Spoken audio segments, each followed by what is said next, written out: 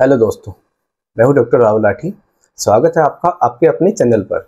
दोस्तों, मैं आज आपको कैंसर के कुछ ऐसे इंपॉर्टेंट 7 लक्षण बताने वाला हूं जिनको हमें कभी भी गलती से नज़रअंदाज नहीं करना चाहिए। क्योंकि दोस्तों, कैंसर में सबसे बड़ी दिक्कत यही होती है जो उसकी शुरुआती स्टेज में जो लक्षण कैंसर के होते हैं, ऐसे ही लक्षण काफ़ी और बीमारियों में मिलते जुलते हो सकते हैं, जिनकी वजह से कैंसर को उसकी इनिशियल स्टेज में डायग्नोज करना काफ़ी मुश्किल होता है। तो इसलिए अगर शुरुआती स्टेज में ही कैंसर का पता चल जाए तो उसका इलाज आसानी से संभव है। तो इसलिए दोस्तों, वीडियो को आखिर तक देखिएगा ताकि आपको इन सब लक्षणों का पता चल जाए और इस महत्वपूर्ण जानकारी को आप किसी और को भी साझा कर सकें। लेकिन वीडियो को शुरू करने से पहले मैं आपको एक बात बता देता हूं ताकि आप अलर्ट रहें, किसी तरह के भ्रम में ना पड़े।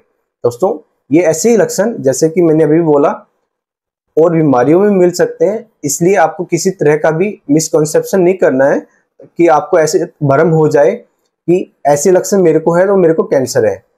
तो दोस्तों, ऐसा जरूरी नहीं है ऐसे लक्षण होना कि कैंसर हो। इसलिए आपको किसी तरह का भी कोई भी डाउट नहीं रखना है।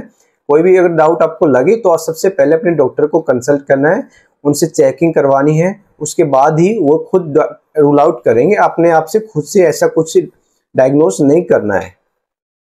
ये वीडियो सिर्फ इसीलिए है ताकि आपको हेल्प हो सके, आप ऐसे किसी लक्षण को काफ़ी लंबे समय तक इग्नोर ना करें, समय रहते ही आप इलाज करवा सकें और ताकि कोई भी ऐसी कोई खतरनाक बीमारी से आप बच सकें जो कि कैंसर हो सकती है। तो दोस्तों, अब जानते हैं कौन से वे इंपॉर्टेंट 7 लक्षण हैं। तो इसमें सबसे पहला रहने वाला है अनएक्सप्लेन्ड वेट लॉस, यानी कि बिना किसी रीजन के अचानक से बहुत ज़्यादा ड्रास्टिकली वेट लॉस हो जाना है। वैसे दोस्तों, ऐसा लक्षण काफ़ी और बीमारियों में मिलते हैं, जैसे कि ट्यूबरकुलोसिस, टीबी में ऐसे लक्षण मिलते हैं। डायबिटीज पेशेंट को भी ऐसे लक्षण होते हैं जिनका वजन घट जाता है। थायराइड पेशेंट में भी ऐसे लक्षण मिलते हैं जिनका वजन घट जाता है। दोस्तों, अगला लक्षण रहने वाला है फटीग, यानी कि थकावट।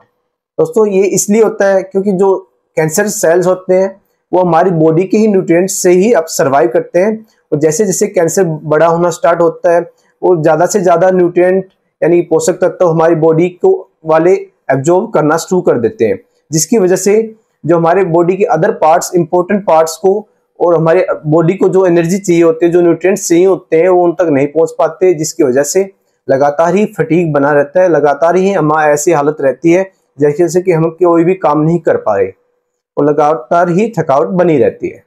अगला काफी इंपॉर्टेंट लक्षण रहने वाला है पेन। ये तो दोस्तों, आज जैसे ही आपने सुना भी होगा कैंसर वाले मरीजों को कितना ज्यादा पेन होता है, क्योंकि दोस्तों जो कैंसर वाले सेल्स होती हैं जो डेवलप कर रही होती हैं वो एक तरह का टॉक्सिन रिलीज करते हैं जो पेन को स्टिमुलेट करती हैं, और ये ज़्यादातर तब होता है जब कैंसर का मेटास्टेसिस हो जाता है। मेटास्टेसिस से हम समझेंगे कि कैंसर किसी एक पार्ट के अंदर है और वो ट्रैवल करके बॉडी के किसी अलग पार्ट तक भी पहुंच जाए, वो यानी कि एक सिंपल भाषा में बोले तो एक तरह कैंसर एक जगह से दूसरी जगह भी फैल जाए बॉडी के अंदर ही, तो बहुत ज़्यादा पेन स्टिमुलेट करते हैं। अगला इंपॉर्टेंट लक्षण हो सकता है स्किन चेंजेस। स्किन चेंजेस भी काफ़ी इंपॉर्टेंट लक्षण है कैंसर के अंदर।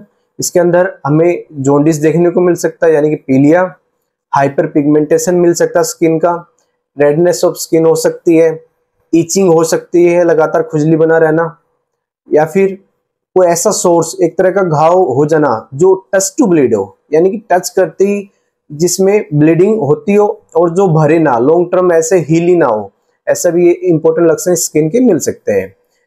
या फिर साथ में स्किन में कुछ ऐसे चेंजेस भी मिल सकते हैं, स्किन में कहीं भी ऐसी एबनॉर्मल कोई स्वेलिंग हो जाना, कोई लंप बन जाना, यानी मांस का एक गांठ बन जाना, ऐसे लक्षण भी स्किन में मिल सकते हैं।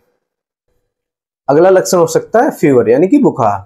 ये भी काफी कॉमन लक्षण है काफी बीमारियों का, लेकिन जब किसी भी तरह का कोई इन्फेक्शन ना मिलने, सब कुछ रूल आउट करने के बाद भी ऐसा कुछ लक्षण मिलना, फीवर का बना रहना, और वो भी स्पेशली नाइट के समय में बना रहना, साथ में बहुत ज़्यादा पसीना यानी स्वेटिंग के साथ ऐसा होना, तो एक कैंसर की तरफ इंडिकेट कर सकता है।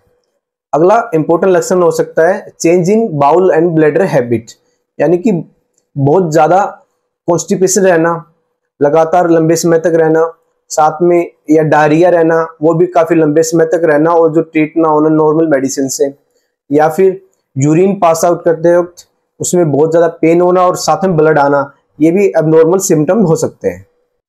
अगला इंपॉर्टेंट और लास्ट लक्षण हो सकता है अनयूजुअल ब्लीडिंग एंड डिस्चार्ज। यानी कि बहुत अनयूजुअली कहीं से ब्लीडिंग आना जहां से नहीं आनी चाहिए, जैसे कि कफ करते वक्त कफ के साथ ब्लीड आ जाना, स्टूल करते वक्त लैट्रिन में ब्लड आना, या फिर लेडीज को एबनॉर्मल वेजाइनली बहुत ज्यादा ब्लीडिंग हो जाना, या फिर लेडीज को ब्रेस्ट में से भी ब्लड आ जाना। ये भी काफी एबनॉर्मल साइन होते हैं जो कैंसर की तरफ इंडिकेट कर सकते हैं। तो दोस्तों, ये थे कैंसर कुछ ऐसे इंपॉर्टेंट 7 लक्षण जो कभी हमें इग्नोर नहीं करना चाहिए।